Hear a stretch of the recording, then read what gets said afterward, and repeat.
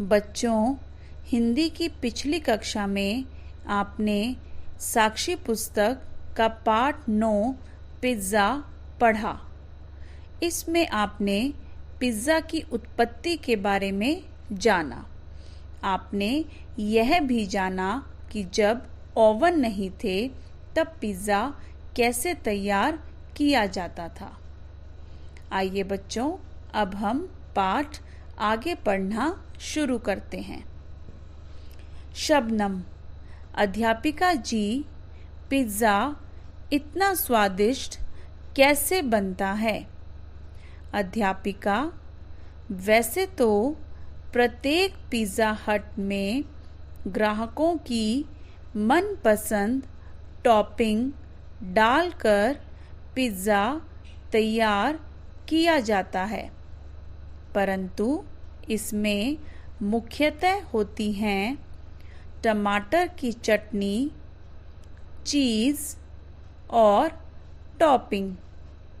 Neha, pizza में डलने वाली mozzarella cheese भारतीय भैंसों के दूध से बनती है। यह मेरे पिताजी ने बताया था। अध्यापिका: हाँ, बिल्कुल सही, उन्होंने ठीक ही कहा था।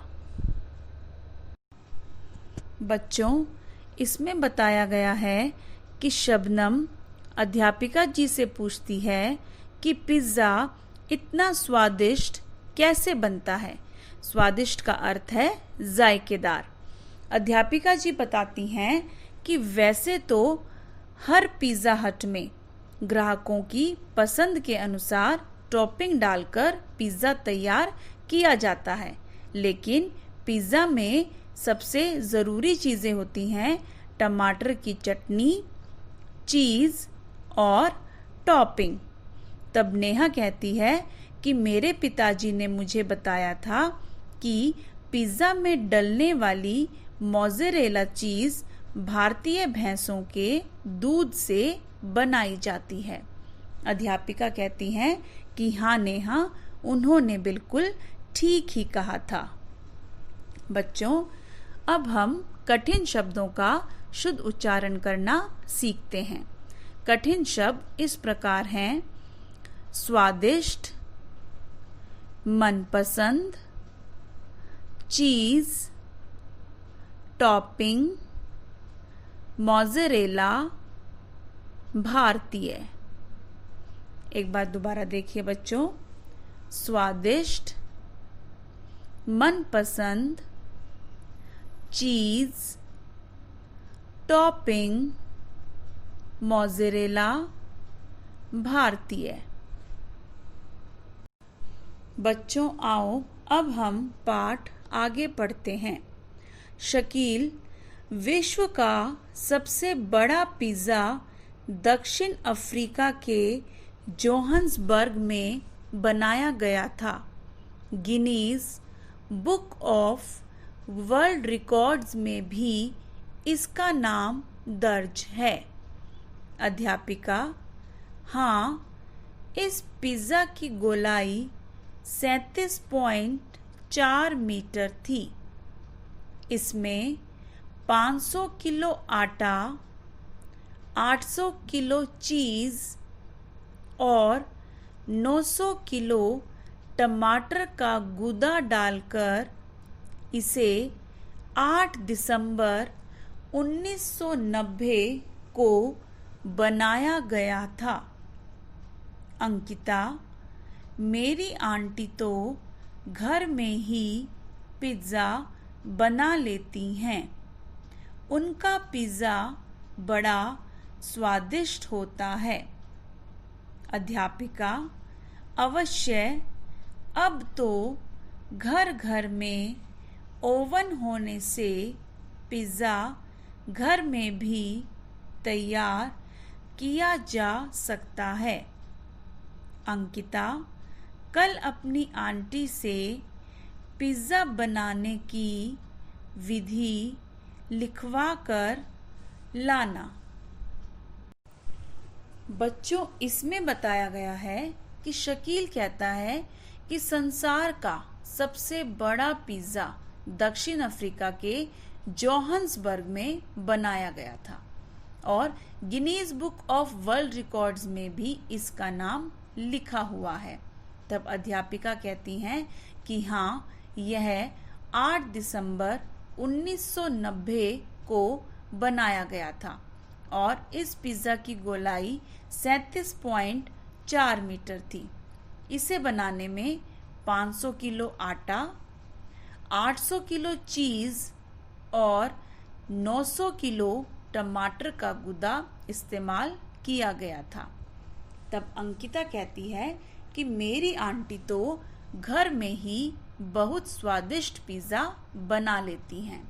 अध्यापिका कहती हैं अवश्य कि हाँ, जरूर बनाती होंगी, क्योंकि अब तो घर घर में ओवन होने से पिज्जा घर में भी तैयार किया जा सकता है।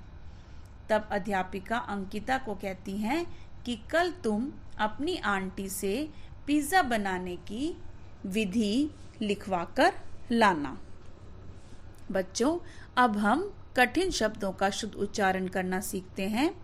कठिन शब्द इस प्रकार हैं: विश्व, जोहान्सबर्ग, अवश्य, ओवन, आंटी, विधि। एक बार दोबारा देखिए बच्चों। विश्व, जोहान्सबर्ग, अवश्य, ओवन, आंटी, विधि। बच्चों आओ, अब हम पाठ आगे पढ़ते हैं। आर्यन आंटी से पिज्जा बनवाकर भी ले आना। सब हंसते हैं। अगले दिन कक्षा में सभी विधि जानने को उत्सुक थे। अध्यापिका: अंकिता, क्या तुमने आंटी से पिज्जा बनाने की विधि लिखवाई? अंकिता: यह लीजिए अध्यापिका जी, उन्होंने विधि लिखकर दे दी है। अध्यापिका: ओह, यह तो बहुत लंबी प्रक्रिया है। राघवन: मैं तो इस विधि को लिखकर ले जाऊंगा और माता जी से आज ही पिज्जा बनवाकर खाऊंगा। सभी बच्चे हंसते हुए हमारे लिए भी लेते आना। बच्चों, अब हम पाठ में आए कठिन शब्दों का शुद्ध उच्चारण करना सीखते हैं।